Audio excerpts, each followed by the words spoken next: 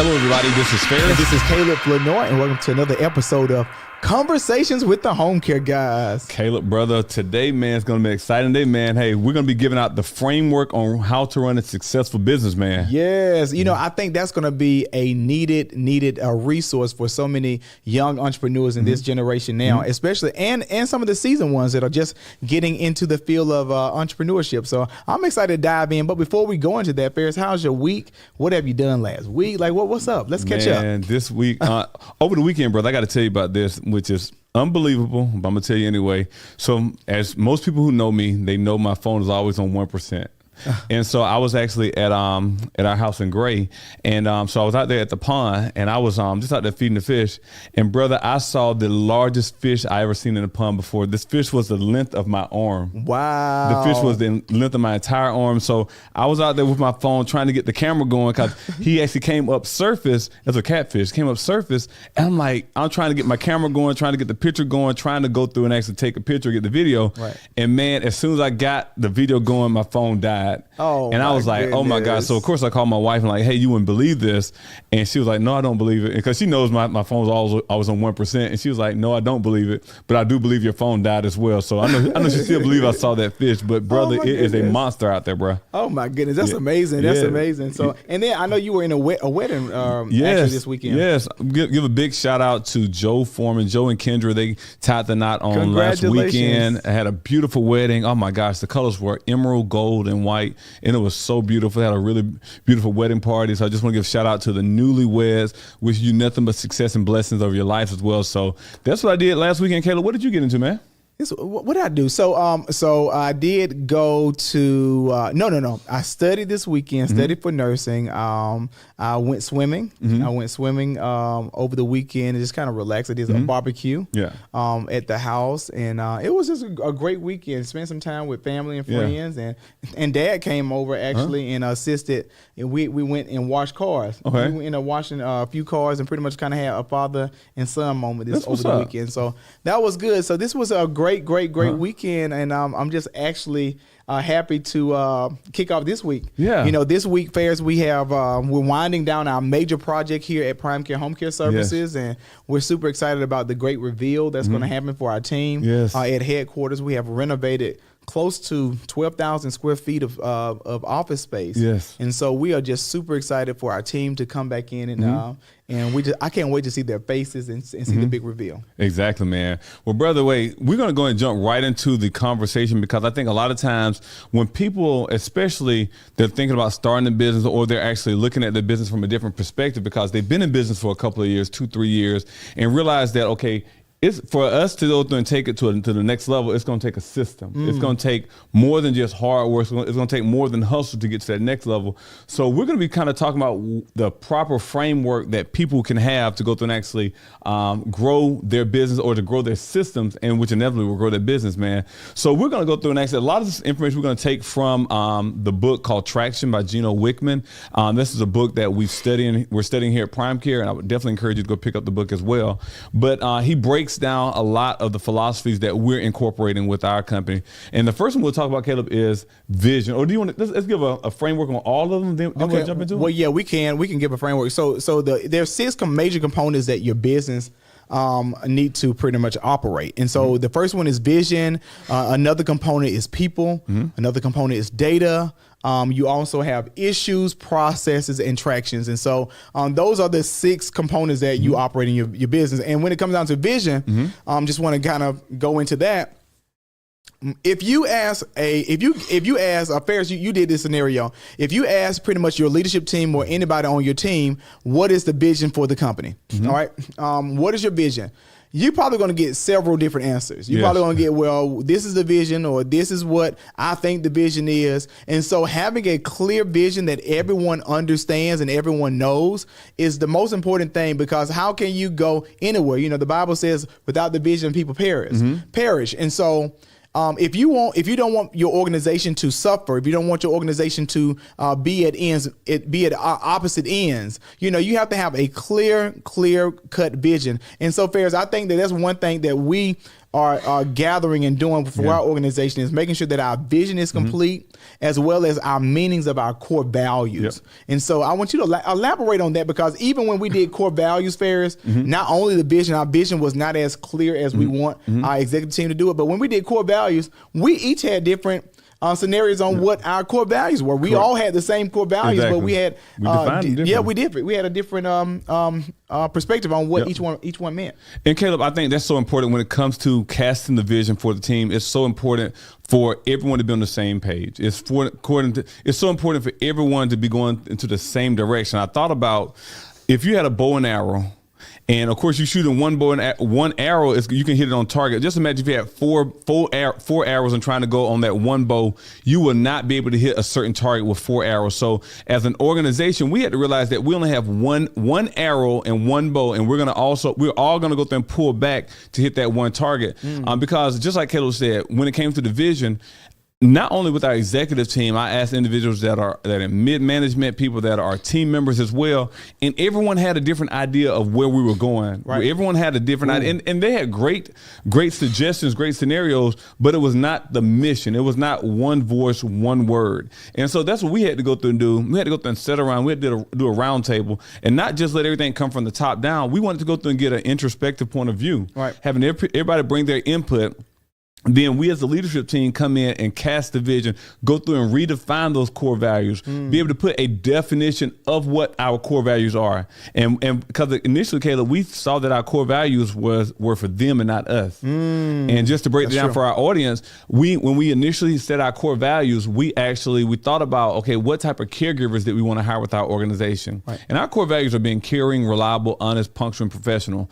And that's not something that just connects with caregivers. That's something that connects with executive staff, mid-level management, team members, administration. It connects with everyone who actually is involved with an organization. So, Caleb, I think when we adopted this system and the framework that we're building our business off of, or reconstructing our business off of, the vision part, it really set home with the both of us. Well, I really think that even with the vision, I look at the vision as being like I was in band in high school, and so it's like a symphony or orchestra. You know, you have your woodwinds, you have your brass, you have your percussion, you have your flutes and your piccolos, you have all these different instruments. And so in order to make music harmonize with harmony, everyone has to know their part, and everyone has to know the bigger picture. The bigger picture is the music. And so the music is the vision. And so each component or each department are your different instruments. Yes. And so in order for the music to be pleasant to the ear, in order for the music to be to receive a standing ovation, everyone has to have their parts, and everyone has to know their parts, and everybody has to pretty much kind of operate in their lanes. And so that's when it comes down to vision. Hey, are you taking care of a disabled loved one in your home? My name is Donna Kraft. I'm a health coach with Prime Care Homecare. The last couple of years, our company has been helping family members make lasting memories with their disabled loved ones by paying that family member to take care of them in their home. If this is something you'd be interested in learning more about, please give me a call at 912-319-4166, and I'll be waiting for your call.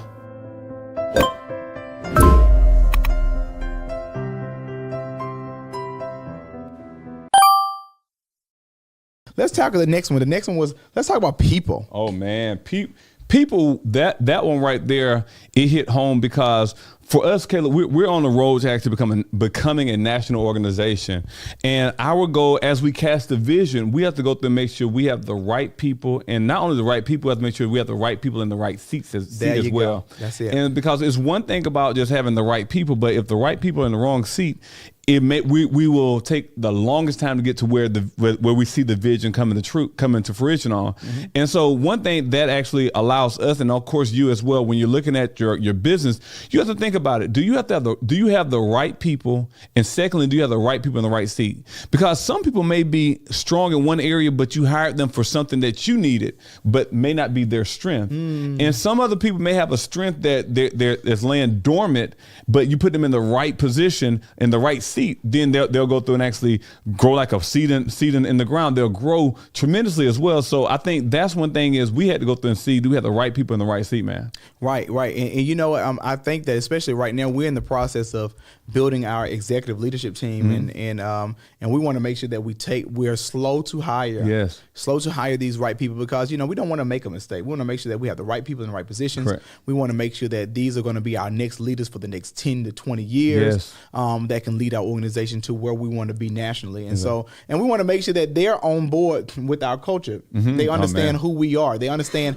what our vision is. And I like that you're enforcing this right now, Ferris. You're having some of our executive leadership team to start reading the books that we have embedded in ourselves for our organization. Because if you're going to be a part of our team, you got to know who we are, and you have to know how we think, how we respond, and our culture. Yeah, that's so important, Caleb. And I think one part that we're incorporating within our company as well is not only having the right person in the right seat, but that right person, they must get it, they must want it, and they must have the capacity to go through and do the job as well.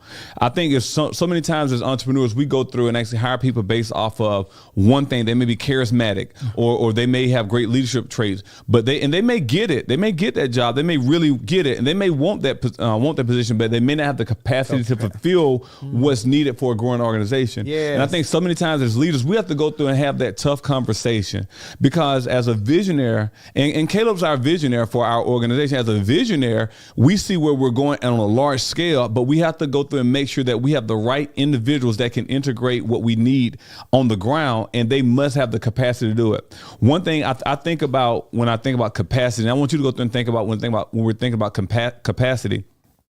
I love everything about business, but my strong points may not be finance. My strong points may not be HR. And just because I'm charismatic, just because I'm able to do a job, does not mean I can go through and take the company where it needs to be on a national level, or regional level, or a state level, or a local level, whatever you are wherever you are in your business. And so I think one thing that a person have to ask themselves, do I get it? Do I want it? And do I have the capacity to fulfill the overall mission for the company as well? Powerful. So that's one thing when it comes to the people. You got to have it all. That's powerful. And then another component. So we went over vision. We went over people. Another component is data. And data is not looking at the personalities behind anything, not looking at the egos, not even looking at the different odds and ends. The data is your numbers. Yes. It's not someone saying, "Oh, we're doing great." The fluff behind it. It's actually looking at numbers. And I think that is so important, especially being an entrepreneur. You have to look at what works and what doesn't work. Correct. And so I know, Ferris, you are a numbers person when it comes down to even like our processes, making sure that we have smooth emissions and discharges and referral sources. Like, how important is data tracking for you?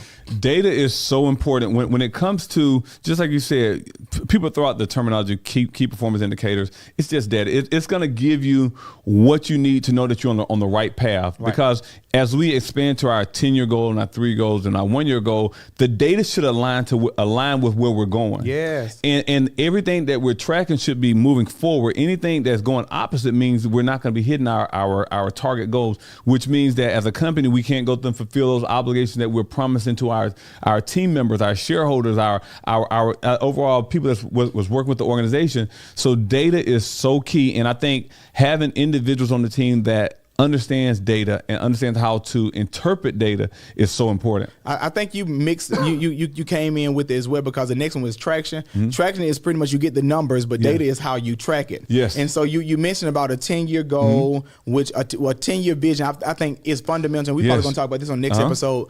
It's fundamental that all entrepreneurs have a 10-year plan for their business. So a 10-year goal, a 3-year goal, and then I think it's 90-day rocks that they mentioned. And then you have to pretty much kind of do, what are you doing on a weekly basis to really kind of monitor and make sure that you're scaling your business toward your 1-year, your 90-day goal, your 3-year goal, your 10-year goal. And so I think that's important too. So traction and data goes hands in hand. It does. It's like peanut butter and jelly. Exactly. You can't have one. If you have peanut butter by itself, you're going to choke. Right.